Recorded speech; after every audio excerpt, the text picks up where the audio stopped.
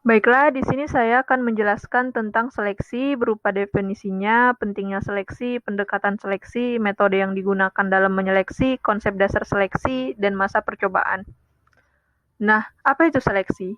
Seleksi merupakan kegiatan memilih karyawan yang paling tepat yang nantinya akan menjabat dan mengerjakan tugas suatu perusahaan.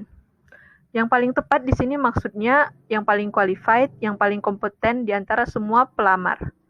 Dalam menyeleksi suatu organisasi itu harus memperhatikan berbagai hal seperti peraturan pemerintah dan kualifikasi petugas yang melakukan seleksinya itu sendiri.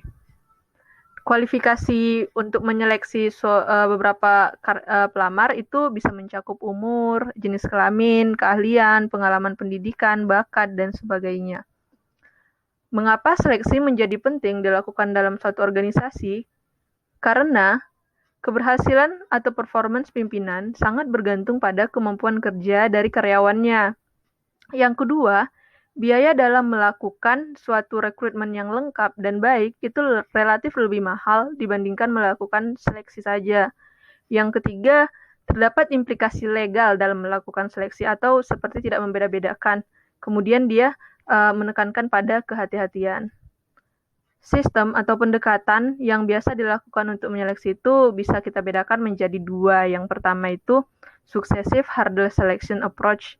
Di sini setiap calon karyawan harus mengikuti semua tahapan seleksi yang diberikan oleh suatu organisasi.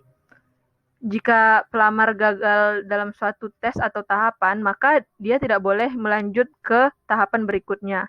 Sementara sistem yang kedua ada compensatory selection approach, di mana setiap calon karyawan berkesempatan ikut semua prosedur seleksi yang diberikan suatu organisasi. Nantinya nilai akumulasi mereka lah yang akan menjadi batas di mana dia lulus atau tidak lulus dalam suatu seleksi itu sendiri. Metode seleksi sendiri seperti yang kita ketahui ada banyak macamnya. Dapat berupa surat lamaran, penelitian, tes keterampilan dan pengetahuan, tes kesehatan, tes psikologi, tes wawancara, dan sebagainya.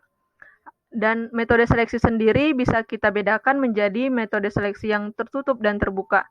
Tertutup di sini maksudnya seleksi dilakukan oleh aparat internal suatu perusahaan atau instansi.